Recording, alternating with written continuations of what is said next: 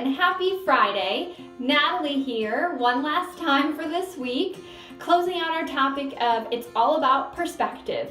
We've gone through a lot this week, talking through what perspective is and why it matters in our lives, why it's important to start challenging some of the thoughts that we automatically hold, and also teaching different techniques that we can try to expand our minds, to grow beyond what we are today.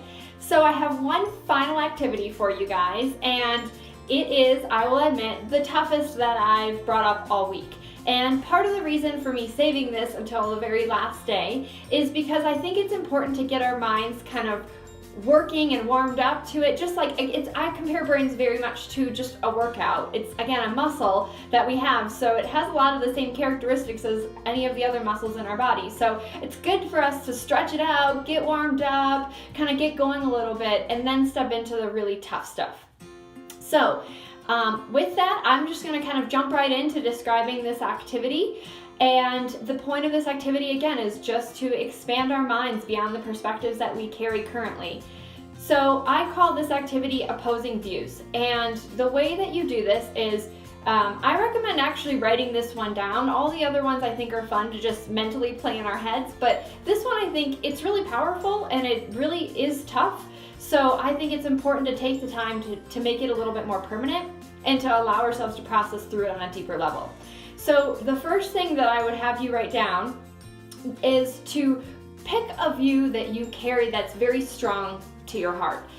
It can be a political view, a religious view, a spiritual view, whatever the case may be, anything in the world, just something that you feel very, very strongly about, you have a very strong opinion on.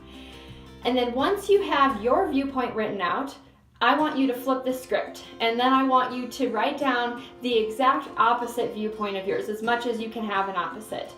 Think about this for a second. A lot of times these are things that we've probably debated with other people on before, so you can usually come pretty quickly to what the opposite view is, the opposing view, if you will. And then, this is the tricky part, I want you to write out at least 3 reasons why somebody might have that opposite viewpoint. Again, this is not easy to do. Your emotions are tied up in this, so it's definitely a challenge that you've warmed up for, so I know you're ready to take it on. The reason to dive into this activity is because if you're able to stretch your mind in something that you already have a lot of energy towards, a lot of emotion towards, that you feel really strongly on, if you can play with it, you don't have to change your mind on this viewpoint. That's not what we're seeking here. Again, this is just a mental exercise for ourselves. If you can do this with something that's very emotional and close to your heart, then the likelihood of you being able to do it with pretty much any other topic that isn't that close to your heart is very likely. Again, it's a practice skill, so the more you practice it, the more likely you can really apply this in your everyday life. So again, one more time, write down your viewpoint, write down the opposite viewpoint, and then write down at least 3 reasons why someone might hold that opposite viewpoint, like truly why they might hold it. It could be the way that they were raised, the political environment that they faced, their experience, the generation they came from, whatever the case may be. Again, the point is not to be right here. The point is just to exercise that mind and to come up with reasons realistically why someone might fall on the opposite side of the fence than you. Part of the reason why this is difficult is because our brains are very protective over ourselves. Let me explain that a little bit further. Our brains have to live with us, and so one of their jobs is to make sure that we can feel good about ourselves. And I know that a lot of us struggle with limiting beliefs like we are not enough, and all of those aside, at the core, our brain's job is to make us be able to live with ourselves. So when we have a viewpoint, we do put a lot behind it, and our brains get very accustomed to that, and they drive really hard to make us feel good in whatever that belief may be.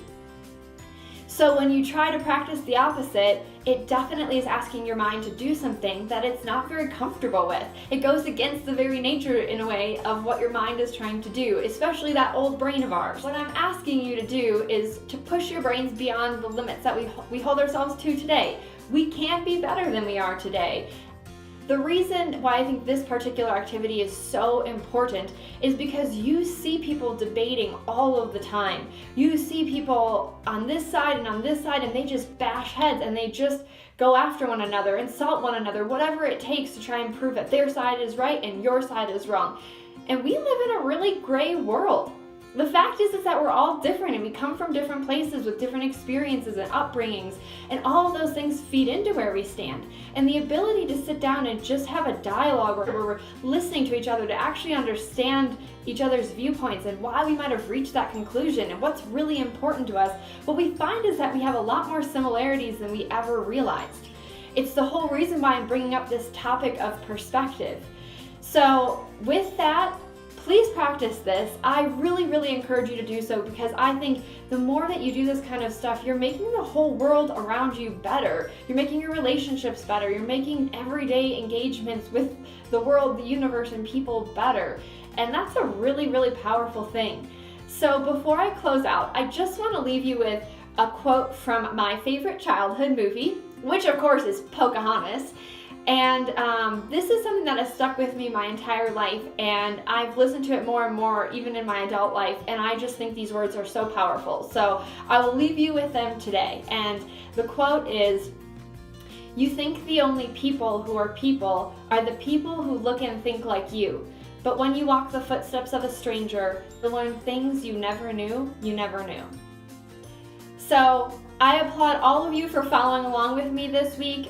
Awesome job. You have so much courage, and I am amazed by you. So keep going out there and being your amazing self, and I hope that you have a wonderful weekend, and I'll see you guys next week.